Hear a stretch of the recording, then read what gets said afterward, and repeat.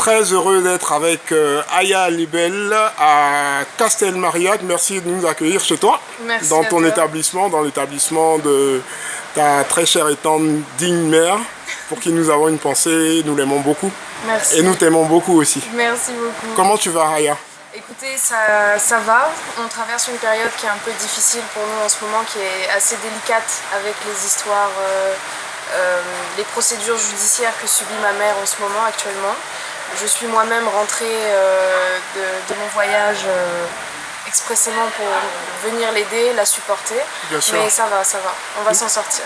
Par la grâce du Seigneur, et nous sommes avec toi, nous sommes avec vous. Merci. Et nous vous souhaitons le meilleur en tout cas. Merci. Voilà, au bout du tunnel, il y a toujours la lumière qui clair. apparaît, effectivement. Alors, tu vas nous parler un peu de toi. Tu es connu du grand public ivoirien depuis un certain nombre d'années. Tu as été la petite pépite de l'écran.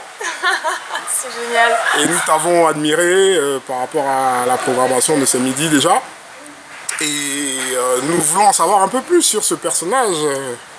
Antérieurement, comment ça s'est passé? Comment en es-tu arrivé là?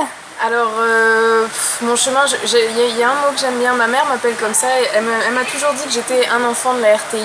Il y a des photos de moi depuis petite où je l'accompagnais justement à des émissions à la RTI. Donc, bien sûr. À chaque fois que je m'y suis rendue, c'était comme si je revenais un petit peu à la maison, quoi. Ça me rappelle aussi quelque chose personnellement. Effectivement, je sais de quoi tu parles. Tu vois bien ce que je veux dire. Bien sûr, bien sûr. Donc voilà, moi je me suis toujours sentie une enfant de la RTI. Donc lorsque j'ai été approchée par la RTI sur l'émission Star Live où je m'occupais de ma mère, on m'a approché en me faisant comprendre qu'ils avaient bien vu que j'avais des capacités dans le maquillage, dans la beauté, oui. Et qu'ils recherchaient justement un profil, quelqu'un pour animer une rubrique beauté sur leur émission C'est Midi. Tout à fait. C'est comme ça qu'ils m'ont approché et j'ai accepté et voilà. Ça a été une aventure de 2 ans, une très belle aventure d'ailleurs. Je dois le dire, donc c'est parti d'une opportunité. Exactement. Et on en est arrivé à ce résultat là satisfaisant.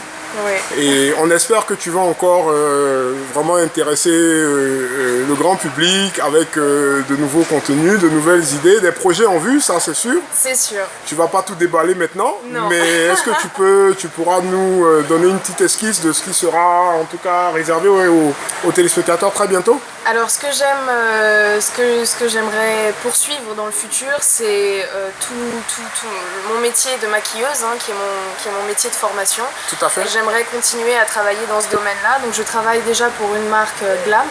Oui. Glams Makeup Africa. Bien sûr, très bien connue. Une marque ivoirienne, distribuée en Côte d'Ivoire et dans différents pays en Afrique.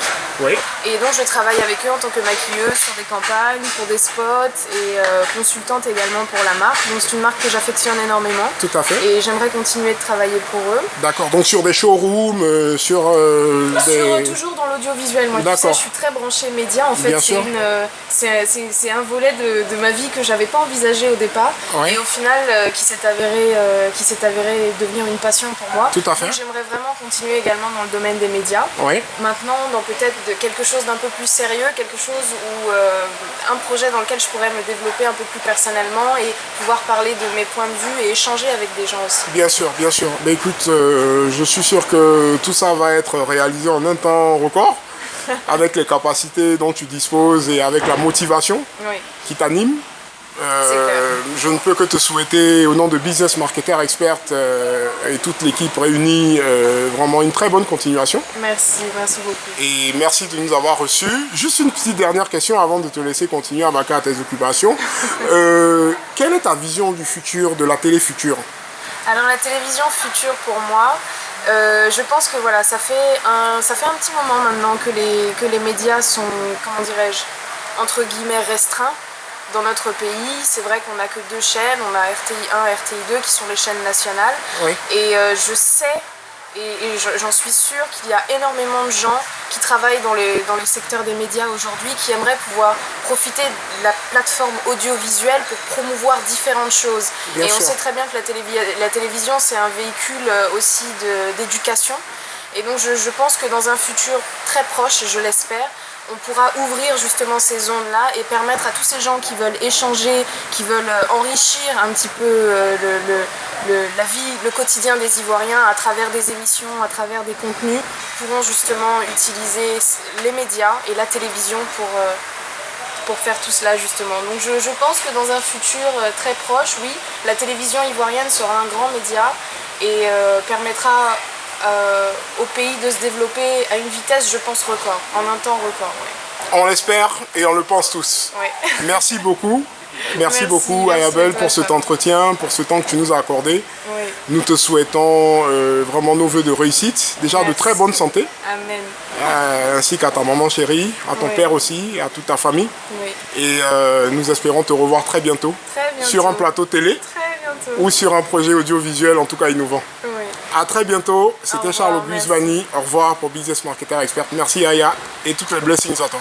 Au revoir. Au revoir.